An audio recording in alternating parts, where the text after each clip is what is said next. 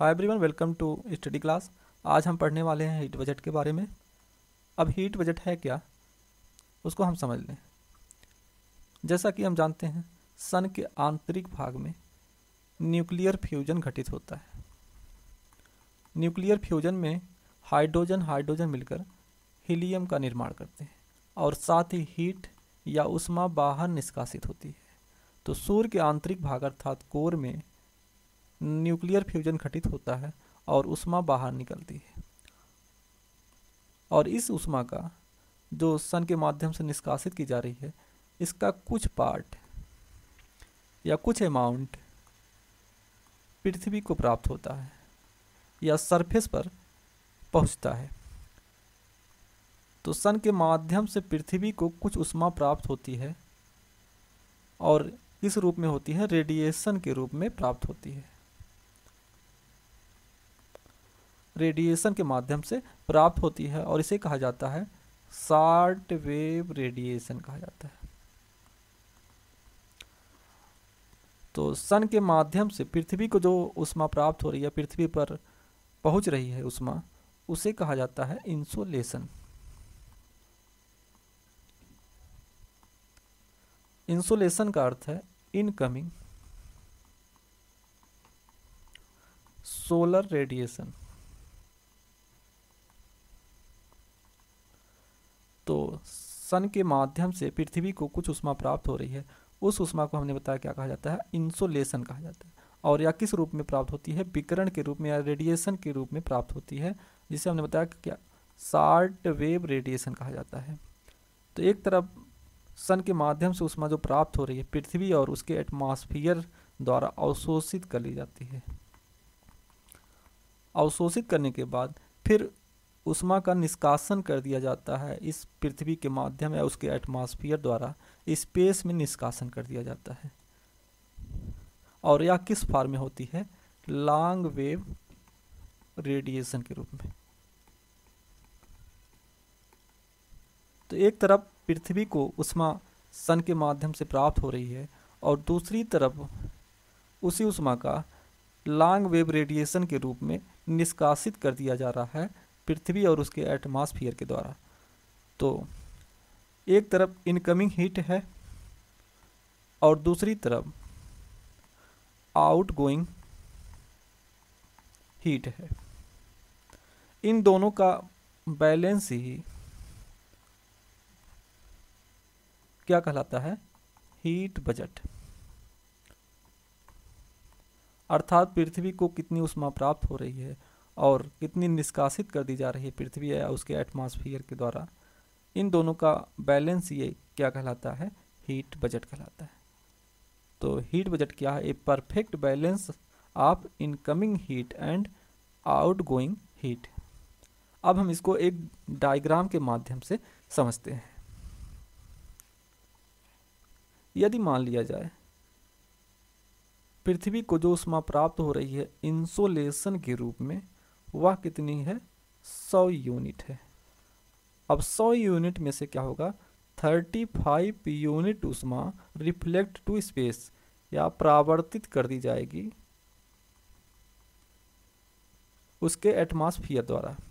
तो 35 यूनिट ऊष्मा बिना अवशोषित हुए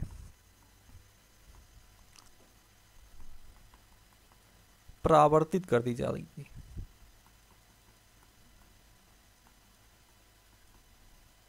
और इस मात्रा को कहा जाता है एल्बिडो कहा जाता है। इस मात्रा को एल्बिडो कहा जाता है। तो एल्बिडो क्या है? जो ऊष्मा बिना अवशोषित हुए पृथ्वी के एटमॉस्फेयर के माध्यम से परावर्तित कर दी जाएगी, वह एल्बिडो कहलाती है। तो वह मात्रा हमने बताया कितनी है? 35 यूनिट। इन 35 यूनिट में से 27 यूनिट रिफ्लेक्ट टॉप क्लाउड, अर्थात जो 35 रिफ्लेक्ट की जा रही है बिना अवशोषित हुए, इसमें से 35 में से 27 यूनिट ऊष्मा रिफ्लेक्ट कर दी जाएगी जो वायुमंडल में ऊपरी सतह पर स्थित बादल और धूलकण के माध्यम से बादलों द्वारा परावर्तित कर दी जाएगी। और वह मात्रा हमने बताया कितना है? 27 है। और 2 यूनिट ऊष्मा reflect from snow and ice cover.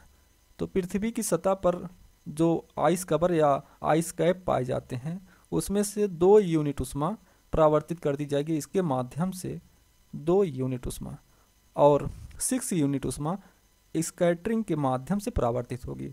Scattering ऊपरी सतह पर स्थित जो धूल कण हैं उनके माध्यम से स्कैटरिंग कर दी जाती है और वह मात्रा कितनी है, 6 यूनिट। तो हमने देखा जो 35 रिफ्लेक्ट हो रही है बिना अवशोषित हुए, इसमें से 2 यूनिट जो पृथ्वी की सतह पर स्थित आइस कवर है उनके माध्यम से रिफ्लेक्ट किया जा रहा है, और 27 ऊपरी सतह पर स्थित क्लाउड के माध्यम से, और 6 यूनिट उष्मा स्कैटरिंग के माध्यम से परावर्तित हो रही है। तो टोटल मिला के 35 यूनिट उष्मा बिना अवशोषित हुए परावर्तित की जाएगी, और इस उष्मा को कहा जाता है एल्बिडो कहा जाता है। अब इस 100 यूनिट उष्मा में से हमने बताया 35 यूनिट उष्मा परावर्तित हो गई जो कि एल्बिडो के रूप में जानी जाती है, और 65 यूनिट उष्मा पृथ्वी और उसके एटमॉस्फेयर के माध्यम से अवशोषित की जाएगी, जिसमें से 65 में से 14 यूनिट एटमॉस्फेयर द्वारा डायरेक्ट अवशोषित किया जाएगा। तो इसमें से 65 में से जो अवशोषित उष्मा है पृथ्वी और उसके एटमॉस्फेयर द्वारा, इसमें से 14 पर यूनिट उष्मा ऊपरी क्लाउड और धूल कणों के माध्यम से अवशोषित कर ली जाएगी, डायरेक्ट अवशोषित कर ली जाएगी। तो 14 यूनिट उष्मा डायरेक्ट अवशोषित कर ली जाएगी पृथ्वी पर उपस्थित बादलों और धूल कणों के माध्यम से। अब शेष उष्मा बची 51 उष्मा पृथ्वी को प्राप्त होती, पृथ्वी की सतह पर पहुंचती है। 51 यूनिट उष्मा पृथ्वी की सतह को प्राप्त होती है। अब 51 यूनिट जो उष्मा पृथ्वी की सतह को प्राप्त होती है इसे कहा जाता है पार्थिव विकिरण कहा जाता है।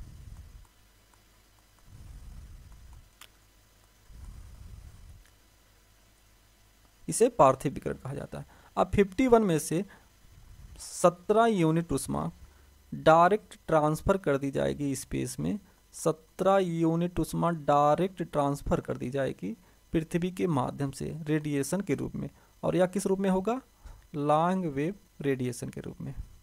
और 51 में से 17 निकाल दिया जाए तो 17 डायरेक्ट ट्रांसफर हो रहा है, तो शेष उष्मा बची कितना, 34 यूनिट उष्मा। 34 यूनिट उष्मा जब पृथ्वी के माध्यम से निष्कासित किया जाएगा रेडिएशन के रूप में, पुनः बादलों द्वारा अवशोषित कर लिया जाएगा। 35 यूनिट उष्मा पुनः बादलों द्वारा अवशोषित कर लिया जाएगा, जिसमें से 35 में से 6 यूनिट उष्मा रेडिएशन के माध्यम से अवशोषित किया जाएगा, 9 यूनिट उष्मा संवहन के माध्यम से अवशोषित किया जाएगा, और 19 यूनिट उष्मा कंडेंसेशन या संघनन के माध्यम से बादलों और धूल कणों द्वारा अवशोषित कर लिया जाएगा। तो एक तरफ 14 यूनिट उष्मा डायरेक्ट अवशोषित की गई धूल कण और बादलों के माध्यम से, जबकि 34 यूनिट उष्मा इनडायरेक्ट अवशोषित की गई पृथ्वी के द्वारा निष्कासित विकिरण के माध्यम से।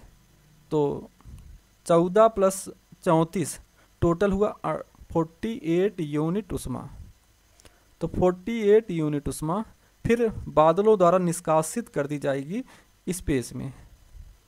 तो एक तरफ देखा जाए 100 यूनिट उष्मा पृथ्वी को प्राप्त हुई थी, और जिसमें से हमने बताया 35 बिना अवशोषित हुए परावर्तित हो जाती है, शेष उष्मा बची 65 में हमने बताया 14 यूनिट उष्मा डायरेक्ट अवशोषित की जाती है पृथ्वी के एटमॉस्फेयर में उपस्थित क्लाउड और धूल कणों द्वारा, और 51 यूनिट उष्मा पृथ्वी को प्राप्त होती है, और इसमें से 17 यूनिट उष्मा डायरेक्ट ट्रांसफर कर दी जाएगी स्पेस में, और शेष 34 यूनिट उष्मा फिर बादलों और धूल कणों के माध्यम से अवशोषित कर ली जाएगी, जिसमें हमने बताया 6 यूनिट उष्मा रेडिएशन के माध्यम से अवशोषित होगी, 9 संवहन के माध्यम से, और 19 कंडेंसेशन के माध्यम से अवशोषित होगी।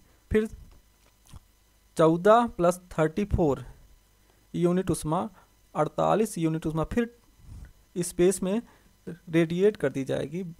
और तो एक तरफ देखा जाए 35 पहले निष्कासित हुई थी, फिर 17 डायरेक्ट ट्रांसफ़र किया जाता है और फिर 48 बादलों और धूलकणों के माध्यम से परावर्तित कर दिया जा रहा है। तो हमने बताया 100 यूनिट ऊष्मा प्राप्त हुई थी, जिसमें से 35 यूनिट ऊष्मा परावर्तित कर दी जाती है बिना अवशोषित हुए, फिर 17 यूनिट ऊष्मा परावर्तित हो जाती है डायरेक्ट पृथ्वी के माध्यम से, और 34 + 14 यूनिट ऊष्मा परावर्तित की जाती है धूलकण एवं बादलों के माध्यम से। तो 100 यूनिट ऊष्मा एक तरफ जब प्राप्त हो रही थी पृथ्वी को, तो 35 + 17 + 48, तो कुल मिला के 100 यूनिट ऊष्मा पुनः परावर्तित कर दी जा रही है पृथ्वी और उसके एटमॉस्फेयर द्वारा। तो हमने देखा एक तरफ क्या है कि 100 यूनिट ऊष्मा पृथ्वी को प्राप्त हुई थी और 100 यूनिट ऊष्मा पुनः परावर्तित कर दी जा रही है पृथ्वी और उसके एटमॉस्फेयर के द्वारा। तो देखा जाए पृथ्वी का तापीय संतुलन बना रहता है, एक तरफ जितनी ऊष्मा प्राप्त हो रही है पृथ्वी को और उतनी ऊष्मा निष्कासित कर दी जा रही है पृथ्वी और उसके एटमॉस्फेयर के द्वारा। तो हमने आज हीट बजट के बारे में पढ़ा। हीट बजट में देखा कितनी ऊष्मा पृथ्वी को प्राप्त होती है और कितनी निष्कासित कर दी जाती है। तो देखा जाए जितना ऊष्मा प्राप्त हो रही है पृथ्वी को उतना निष्कासित कर दी जाती है पृथ्वी के माध्यम से, इसलिए पृथ्वी का एक बैलेंस, हीट बैलेंस बना रहता है और इसी को कहा जाता है हीट बजट। तो आज की क्लास हम बस यहीं समाप्त करते हैं। तब तक के लिए धन्यवाद।